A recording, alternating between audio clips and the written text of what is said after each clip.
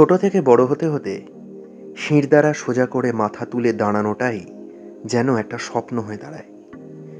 প্রতিদিন প্রতিনিয়ত কেউ না কেউ চেষ্টা করে আমাদের শিরদাঁড়ার প্রত্যেকটা হাড় ভেঙে গুঁড়িয়ে দিতে। আজকের ত্রয়োদশের গল্পটায় কোনো ফ্যান্টাসি নেই, এটা আমাদেরই গল্প, যারা মাথা উঁচু করে মেরুদণ্ড না বিকিয়ে চলতে চাই।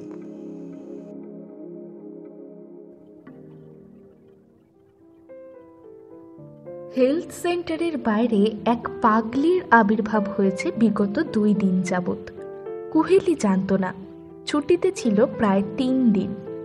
পলাশপুর হেলথ সেন্টারের ইনচার্জ হিসেবে ওর মেডিকেল প্রফেশনের প্রথম হাতেখড়ি, তাই ছুটি পাওয়াটা খুব চাপের ব্যাপার। তাও পেয়েছিল, কারণ সিনিয়র ডক্টর অজিতেশ রায়ের সাথে ওর অনেক দিনের পরিচয়।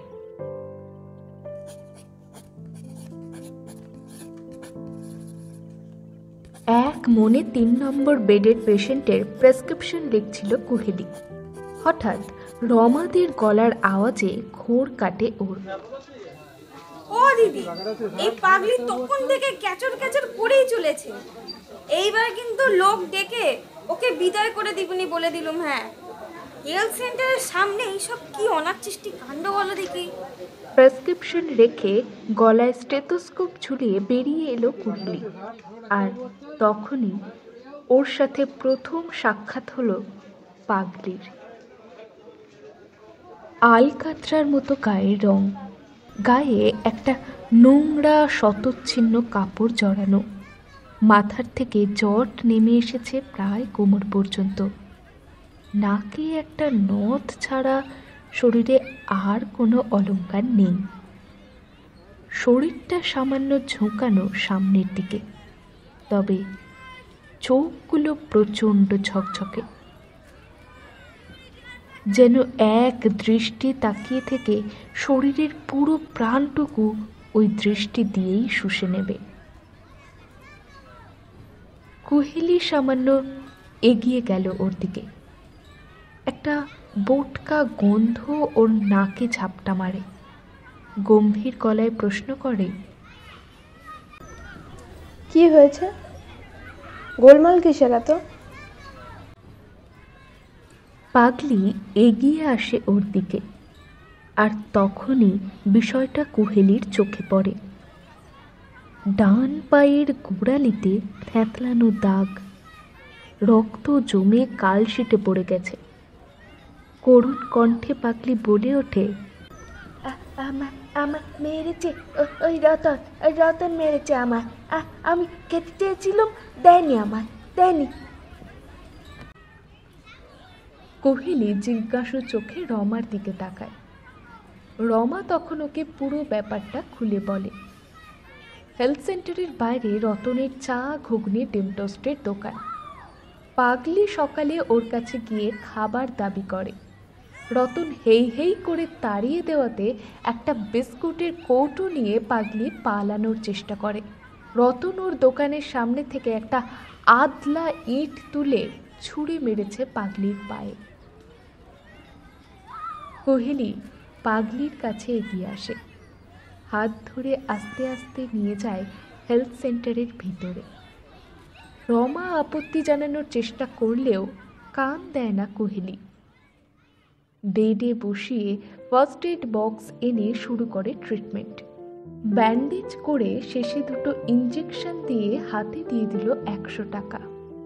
গম্ভীর গলায় বলে, চুরি করা কিন্তু খুব বাজে জিনিস, বুঝেছ? কখনো চুরি করবে না। আমার কাছে আসবে, আমি খাবার দেবো। কদিন এখানেই কোনো জায়গায় চুপ করে বসে থাকবে, একদম নড়বে না। আমি মাঝে মাঝে এসে দেখে যাব, বুঝেছ?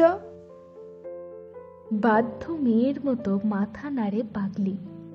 তারপর খুঁড়িয়ে খুঁড়িয়ে হেলথ সেন্টার থেকে বেরিয়ে যায়। তারপর থেকে পাগলির পার্মানেন্ট থাকার জায়গা হয়ে যায় হেলথ সেন্টারের বাইরে কাঁঠাল গাছ তলাটা। সঙ্গে থাকে একটা মেটে রঙের কুকুর। প্রতিদিন সকালে কুহেলি আসে, পাগলির হাতে 20 টাকা দেয় পাগলির সকালের খাবারের জন্য। দুপুরে কোহেলির আনা টিফিনে পাগলি ভাগ বসায়, আর রাত্রে একটা 5 টাকার বিস্কুটের প্যাকেট, সেটাই ভাগ বসায় পাগলির আর ওই কুকুরটা। পাগলির সঙ্গে বেশ একটা ভালো বন্ধুত্ব হয়ে গেছে কোহেলির। এই এই তোর নাম কি রে? নাম কি? হ্যাঁ, আমার নাম কুহেলি। আমার আমার নাম জানিস? আমার নাম? তুমি তো বলনি কখনো। হ্যাঁ, আমার নাম বিমলা। আমার নাম বিমলা। আমার বাড়ি কোথায় জানিস? আমার বাড়ি কি করে জানবো? আমার বাড়ি ওই যে ওই পাহাড় ওই পাহাড়ের ওপরে, ওখানে আমার জানিস তো অনেক গয়না আছে, আর একটা অস্তর আছে, আর আছে একটা পোষা কুত্তা, নাম রেখেছি বুঝলো। ব্রেক টাইমে এইসব গল্প চলতেই থাকে মাঝে মাঝে। মাঝে মাঝে আবার ওকে দেখতে পাওয়া যায় না, কয়েকদিন পরে ফিরে আসে। জিজ্ঞাসা করলে বলে, আরে আমি তো বাড়ি গেছিলাম রে, বাড়িতে আমার স্বামী আছে না, স্বামীর সাথে দেখা করতে গেছিলাম। একদিন বিমলা ওর অস্তরটা দেখিয়েছিল কোহেলিকে। কোমরের নিচে শাড়ির আঁচল গুটিয়ে রেখে সেইখানে গুঁজে রাখা একটা আধ হাত মতো মূর্ছে ধরা কাটারি। ওটা দেখে কোহেলি প্রশ্ন করেছিল, এইসব নিয়ে কেন ঘোরো? ব্যথা লাগবে তো, তখন আমাকে ইঞ্জেকশন দিতে হবে। আরে আরে তুই জানিস না এখানে মাঝে মাঝে অনেক রাক্ষস আসে। হ্যাঁ, একবার আমার শাড়ি ধরে টেনে খুলে দিয়েছিল। কি লজ্জা বল দেখি, সেই দিনটাকে এইটা রাখি, এইটা দেখে ওরা আর কাছে গেছে না। ইঙ্গিত বুঝতে পারি কোহেলি। একেবারে গ্রামগঞ্জে এখনো এরকম হয়ে থাকে শুনে এসেছে অনেক দিন ধরে, কিন্তু এখানেও যে একই রকম ব্যাপার তা বুঝতে পারিনি। স্নেহ নিয়ে তাকায় বিমলার দিকে। ও ততক্ষণে কোহেলির টিফিন কৌটোটার মধ্যে হাত ঢুকিয়ে তরকারির শেষ দাগটুকু খেতে ব্যস্ত। সকালের দিকে পেশেন্ট খুব একটা থাকে না, 11টার দিকে ভিড় শুরু হয়, তাই সকালের দিকটা একটু ফোন থেকে খবরগুলো দেখতে থাকে। গোটা রাজ্য এখন প্রচণ্ড রকম অস্থির। মানুষ চাইছে একটা clean society, clean government, clean system. এইরকম সময়ে একদিন সকালবেলা একটা মেয়ে এলো। প্রেগনেন্ট কন্ডিশনে কিছু রিস্ক ফ্যাক্টর কাটানোর জন্য কিছু ইঞ্জেকশন দিতে হয়, সেরকমই কিছু নেওয়ার জন্য। প্রেসক্রিপশনে মেয়েটার বয়স লিখতে গিয়ে থমকে গেল কোহেলি। জন্ম 2008 সালে, মানে এখন বয়স মাত্র 16। রমাদি পাশ থেকে ফিসফিস করে বলল, ছেড়ে দেন দিদি, ও অশোক মিস্ত্রির বউ। অশোক মিস্ত্রি এখানকার বড় ব্যবসাদার, শুনেছি সামনের বার নাকি ভোটে দাঁড়াবে। বেশি কিছু ক্যাচাল করলে আমার আপনার সবার বিপদ। এমন কোনো কাজ নেই ও করতে পারে না।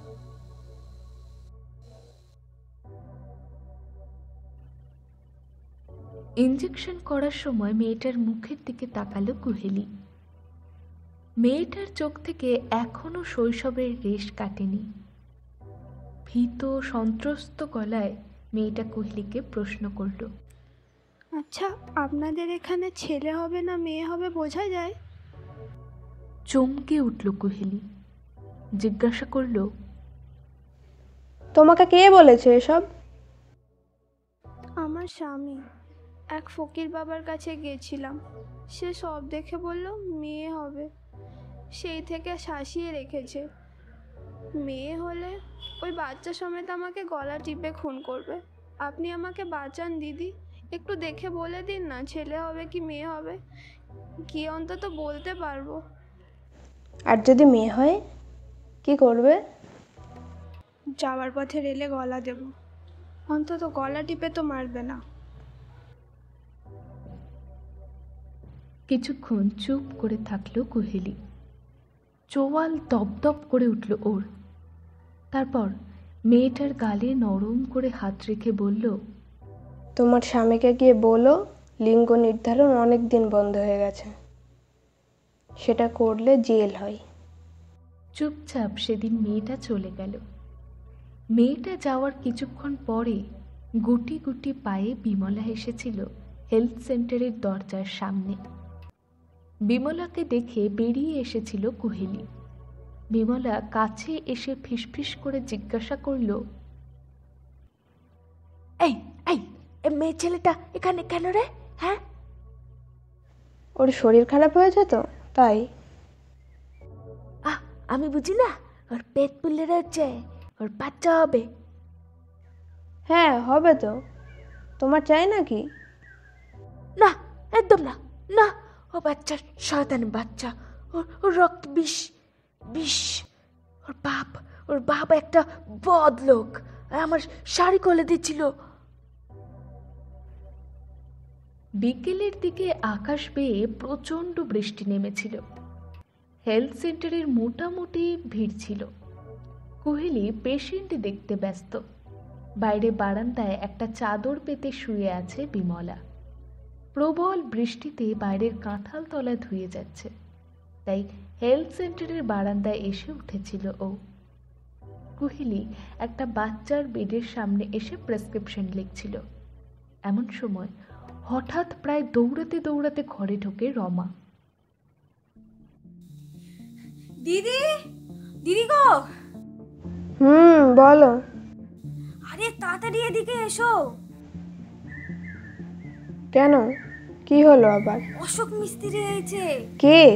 আরে তোমারে কইলাম না সেই সকালে, অশোক মিস্ত্রি, ওই পোয়াতি মেয়েটার বর।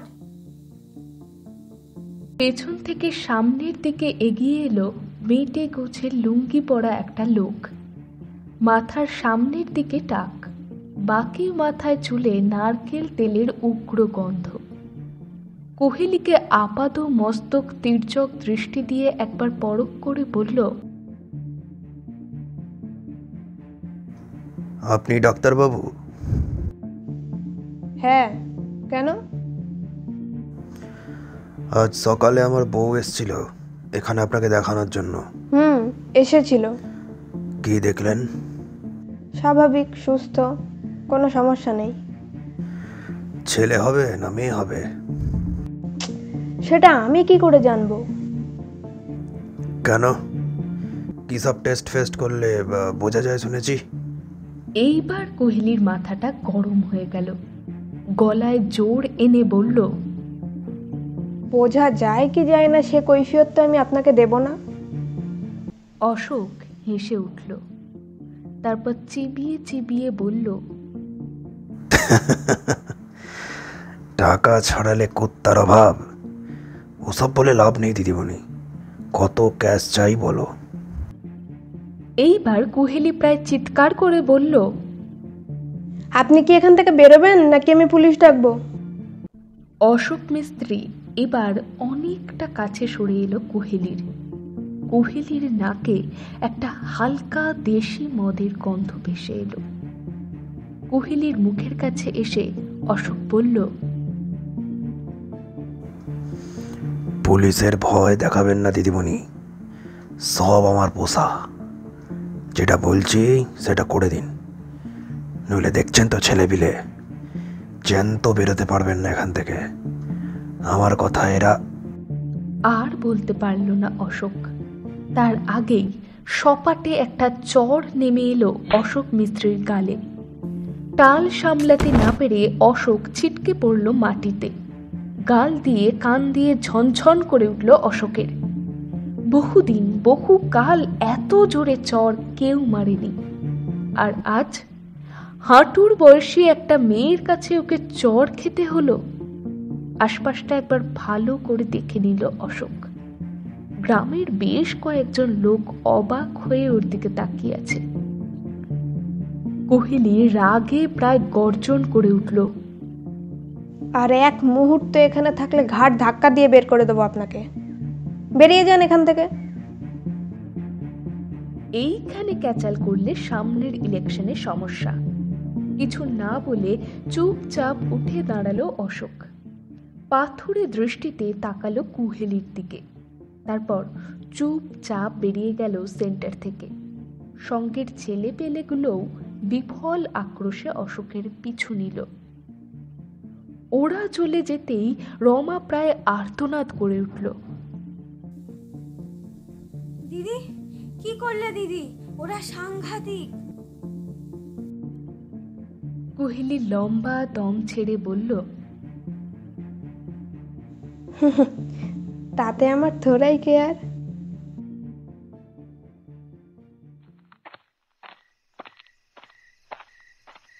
হ্যাঁ মা বলো। এই তো বাড়ি যাচ্ছি এখন একটু। সারা রাত পেশেন্ট ছিল গো, সব ভাইরাল ফিভার। প্রায় রাত 2:30। রাত্রে প্রায় 2টো পর্যন্ত এক টানা পেশেন্ট দেখে এখন বাড়ি ফিরছে। মনটা খুব খচখচ করছে আজ সন্ধ্যে থেকে। দুপুরের পর থেকে বিমলা নেই, সঙ্গে ভুলেও হাওয়া। ব্যাপারটা তেমন মাথা ঘামানোর মতো নয়। একটা পাগলি কয়েকদিন আগে এসেছিল, আবার চলে গেছে, কিন্তু এই কদিনেই ওর প্রতি কেমন যেন একটা মায়া পড়ে গেছিল কুহেলির। সেই মায়ায় হয়তো ভিতরটা কুড়ে কুড়ে খাচ্ছে কুহেলির।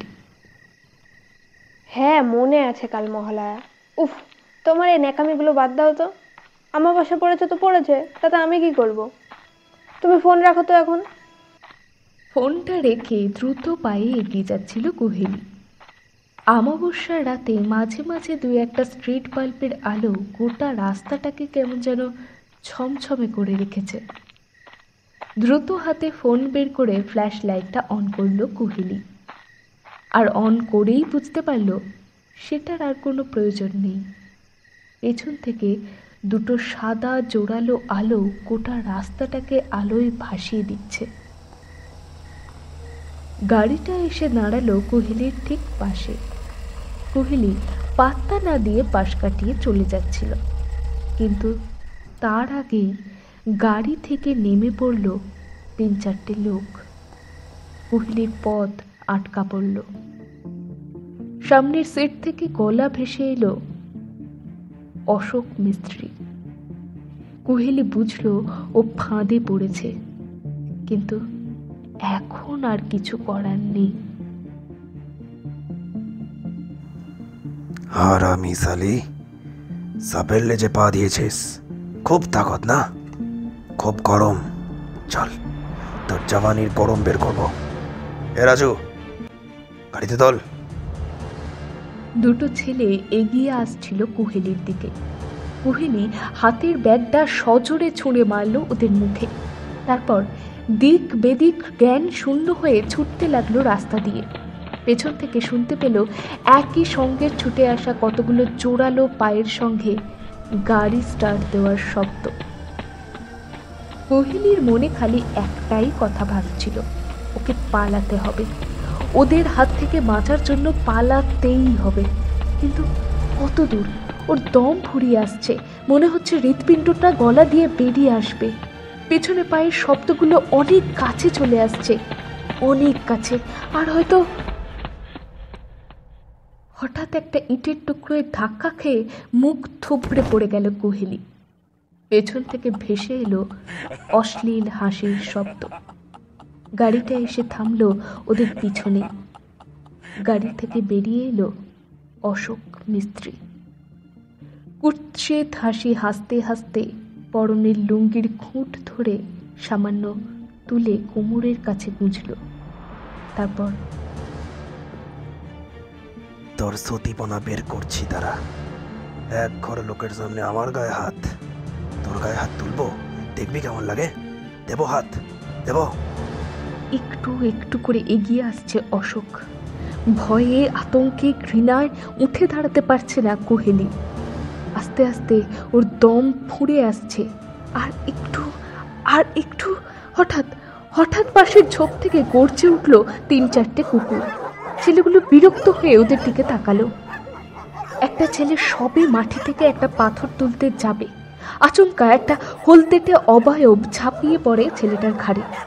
কিছু বুঝে ওঠার আগেই মাটিতে পড়ে যায় ছেলেটা, আর সঙ্গে সঙ্গে ঘাড় ছেড়ে ছেলেটার গলা কামড়ে ধরে সে। হলদেটে স্ট্রিট ল্যাম্পের আলোয় কুহেলি দেখে ভুলো।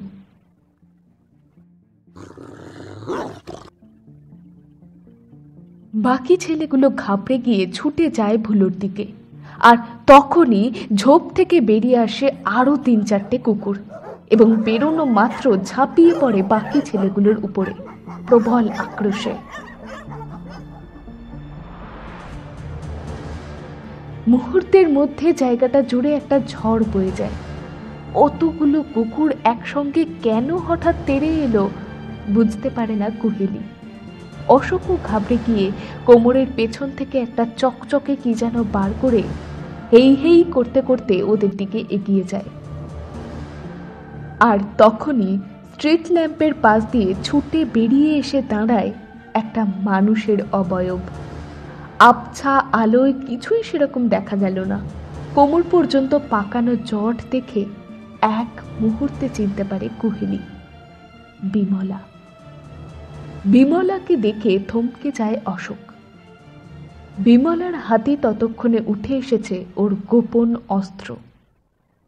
সেটা ওর হাতে দেখে অশোক তুলে ধরেছে ওর পিস্তলটা, কিন্তু কিছু বুঝে ওঠার আগেই ভয়ঙ্কর আকাশ কাঁপানো গর্জন করে ছুটে আসে বিমলা। হাতের জং ধরা কাটারিটা এক কোপে গেঁথে দেয় অশোকের হাতের কবজিতে। ফিনকি দিয়ে রক্ত বেরিয়ে আসে অশোকের হাত দিয়ে। বিকট আর্তনাদ করে কাটা কলা গাছের মতো হুড়মুড়িয়ে মাটিতে বসে পড়ে অশোক। তারপরই বিমলা ছুটে যায় বাকি ছেলেগুলোর দিকে। কুকুর নিয়ে ব্যস্ত ছেলেগুলো জানতে পারেনি আসন্ন বিপদের কথা। এলো পাথারি ভাবে কাটারি চালাতে থাকে বিমলা। কেটে ফালা ফালা হয়ে যায় কারোর পিঠ, কারোর হাত, কারোর মুখ। এই তাণ্ডবের মধ্যে ওকে থামানোর কথা কারোর মাথায় আসলো না। যে যেদিকে পারে চিৎকার করে পালাতে থাকলো। আর তারপরেই বিমলা আবার ছুটে আসে অশোকের দিকে। অশোক গাড়িতে উঠতে চেষ্টা করছিল কাটা হাত নিয়েই। মাজা বরাবর সপাটে একটা লাথি চালায় বিমলা। গাড়ির মধ্যেই উপুর হয়ে পড়ে যায় অশোক। বাইরে বেরিয়ে থাকা পা ধরে হিড়হিড় করে অশোককে টেনে বের করে বিমলা। তারপর বুকের উপর বসে প্রবল আক্রোশে হাতের কাটারিটা সবেগে বসিয়ে দেয় অশোকের গলায়। শেষ আর্তনাদ ঘর ঘর শব্দ হয়ে বেরিয়ে আসে অশোকের গলা দিয়ে।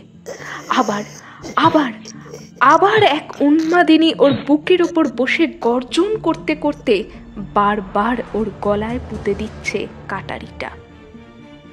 অশোকের নথর শরীরটা খালি প্রতীক আঘাতে কেঁপে ওঠে। কোপ দেওয়ার শব্দ ছাড়া কোনো শব্দ হয় না। রক্তস্রোতে ভেসে যায় রাতের রাস্তা।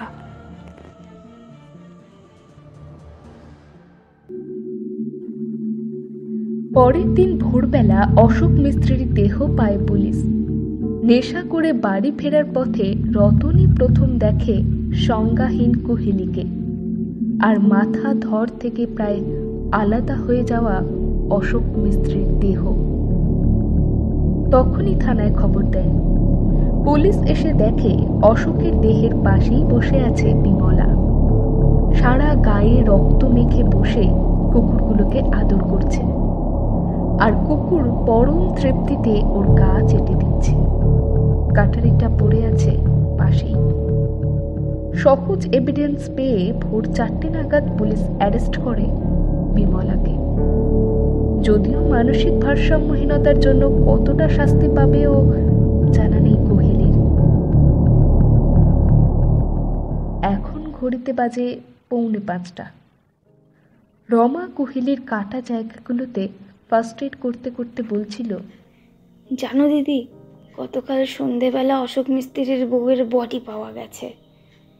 শুনলাম গলা টিপে খুন করেছে। আহা গো, বাচ্চা মেয়ে, পেটের বাচ্চাটাকেও রেহাই দিল না। ভগবান ওকে নিজে শাস্তি দিয়েছে, বেশ হয়েছে। রমা আবার বলল, আমার কি মনে হয় জানো দিদি, ও সেই দিন থেকেই তোমার দিকে নজর রাখছিল। যবে তুমি ওই মিস্ত্রিকে চড় মেরেছিলে, ও মনে হয় কিছু বুঝতে পেরেছিল, নইলে তখনই ওখানে পৌঁছালো কি করে বলো তো? তাই আমি। হঠাৎ একজন কনস্টেবল ঘরে ঢোকে। বিমলা একটু আপনার সাথে দেখা করতে চাই। ওকে কোর্টে নিয়ে যাওয়া হচ্ছে, তো তার আগে কইছে আপনার সাথে দেখা করবে। 5 মিনিটের বেশি সময় নেই, আপনি যা কথা বলার কয়ে নিন, তারপরে ওটা কোর্টে নিয়ে যাব। বিলি আস্তে আস্তে বাইরের বারান্দার কাছে এসে দাঁড়ায়। বিমলা বসেছিল বেঞ্চে চুপ করে। ওকে দেখে তাড়াতাড়ি এগিয়ে আসে ওর দিকে।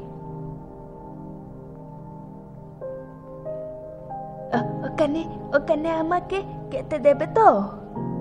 কাল থেকে কিছু খাইনি রে। কোহেলি চুপ করে থাকে। ভুলোটাকে খেতে দিস। কাল আমিও খাইনি বলে ও খাইনি। আর তুই একটা অস্ত্র রাখ দেখি। কাল ওটা ছিল বলেই তো তোকে বাঁচাতে পেরেছি, নইলে পারতুম। কোহেলি এবারও কিছু বলতে পারে না। কনস্টেবল এসে হাত ধরে নিয়ে যায় বিমলাকে। বিমলাকে প্রিজন ভ্যানে তুলে নিয়ে যাচ্ছে। কোহেলি ফ্যাল ফ্যাল করে তাকিয়ে আছে ওর দিকে। রতনের দোকানের এফএমে বেজে ওঠে ভোর 5টায় মহিষাসুর মর্দিনী।